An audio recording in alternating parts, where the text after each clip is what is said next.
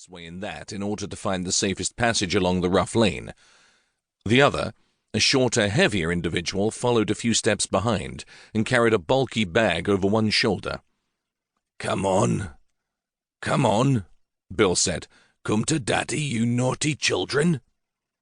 Matt felt cool breath on his cheek as the sergeant whispered close to his ear. The two figures seemed to be taking an eternity, but finally they were at the broken and dilapidated bridge that crossed the drainage ditch that surrounded the cottage. Just a moment or two more and they would have them. Matt tensed. He could hardly wait to hear the click of the ratchet as his handcuffs secured themselves to the criminal's fleshy wrists. The hand on his shoulder suddenly tightened its grip. "What the—" The men had stopped. One knelt down on the frail wood, then pulled sharply back and grabbed at his friend. There was a muffled shout. Then the other man moved forward, peered over the bridge, and recoiled back in the same manner. As Matt and the sergeant stood stock still and watched, the two suspected drug dealers turned on their heels and fled back up the incline.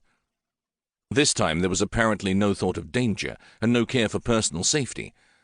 They slipped and slid on the wet grass, but still ran as if pursued by demons. "Radio uniform, quick! Let's get down there and see what the devil's going on." The sergeant broke cover and ran towards the bridge. "All units, attention drawn to 2 men, suspected drug dealers, on the Gibbet Fen marsh path, heading up towards the seabank. Apprehend and detain," Matt shouted into his radio as he ran after his friend.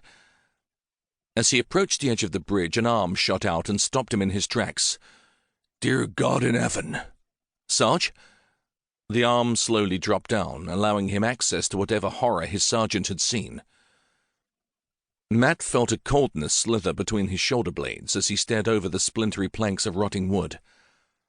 Below him in the shallow, reed-tangled water was the naked body of a boy. It took Matt a few moments to assimilate what he was looking at. His flashlight and the weak glow from the moon made the surreal scene seem too weird to comprehend. Maybe it was a mannequin, a tailor's dummy. Surely a youngster's body could not be so impossibly white. Could it? He stared harder. No matter how much he wanted it to be, this was no mannequin. He looked around helplessly and saw that his sergeant had abruptly returned to consciousness and was barking orders into his radio. "Get hold of D.I. Raymond immediately. We are going to need the full team out here, and forensics. Oh, and a van load of uniforms to secure the area, okay?" Now Matt could do nothing but wait. There would be no heroic wading into the brackish dike and dragging the lifeless boy from the water. No frantic pumping his young chest or desperately trying to refill his flaccid lungs with air. It wasn't that he wouldn't have tried, of course he would. It was the fact that the youngster was secured firmly and purposefully beneath the water level.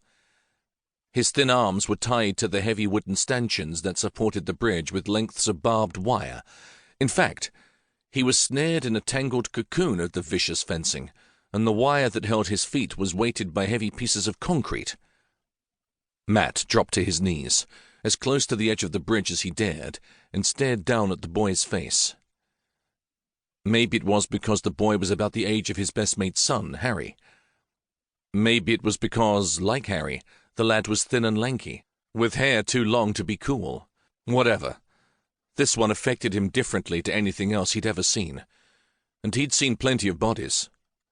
Old ones, young ones, burnt ones, meat puzzles from the railway tracks. He'd coped with it all. Until now.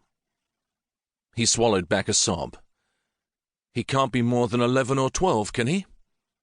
"Looks that way." Bill's voice crackled with emotion. "So I guess this is number 3. He knelt awkwardly down next to Matt. "It's been 6 months since the last poor kid. I really thought the murdering bastard had either topped himself or buggered off out of the area when things got too hot. Can you see if his signature mark is on the boy?" Matt shone his torch down into the water. "I think so, Sarge." He swallowed bile and tried not to heave. It was hard to see between the weeds and the strands of wire. "Yes, it's there." On the front of the boy's naked shoulder was a symbol carved into the young flesh.